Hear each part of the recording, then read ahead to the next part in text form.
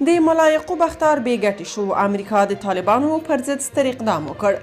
د امریکا دفاع وزارت یو لوړپوړي چارواکي ویلي چې امریکا په افغانستان کې د ترهګرۍ ضد عملیاتو کې د ازبکستان او تاجکستان د ملاتړ په بدل کې د کابو 50 پوځي الوتکو د تبادلې په لټه کې دی.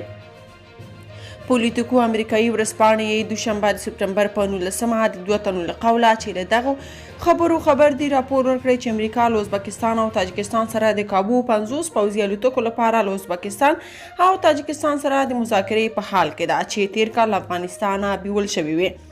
دغه راپور له مخې د طالبانو رژیم د افغانستان د مخکني نظام د ځایناستې په توګه ادعا کوي چې د الوتکې په دوی پورې اړه لري. په دغه راپور کې راغلي یو ازبک چارواکي ټینګار لري چې د الوتکې او چولکې په امریکا پورې اړه لري او افغانستان ته نه ورکول کیږي. د دفاع وزارت یو لوړپوړي چارواکي ویلي چې امریکا پر دې غور کوي چې دا آیا د الوتکې د الوتنې وړتیا لري که نه. دغه چارواکي ویلي چې د الوتکې بعد د سرحدي امنیت د پیاوړتیا او د افغانستان اړوند ترهګرۍ ضد سره د مبارزې د هڅو په بدل کې د ازبکستان او تاجکستان دولتونو ته ورکړل شي.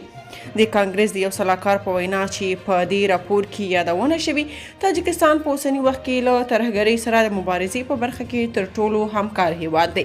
په راپور کې همدا راز راغلی لري ښکاري چې ازبکستان یا تاجکستان د له روسیې سره تاریخي اړیکو ته په پام سره امریکا ته اجازه ورکړي تر څو په افغانستان کې د عملیاتو د ترسره کولو لپاره په خپلو هیوادونو کې لا زیاتې دایمي اډې جوړې کړي.